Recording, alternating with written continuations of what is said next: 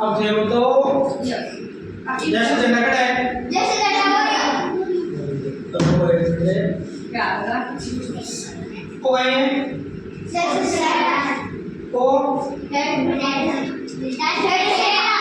को जैसे टमाटर को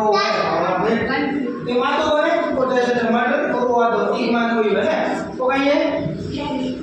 जैसे और जैसे चीन आपने डमरू पढ़ा है ना जैसे डमरू बता पढ़ो जैसे डमरू वो जो गांठ डालो सो है ना वो ढकनो अपन ढकनो ढका देव जी पर वो जैसे ना विवाद में वो जैसे झंडा फूले वो झंडो है ना वो कहिए जैसे संजम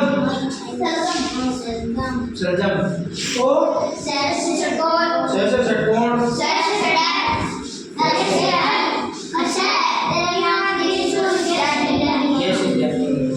ठीक है अब एक हमारे एक तो नहीं को होगा भाई है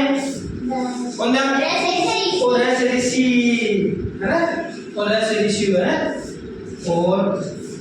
कौन सा ओएसरे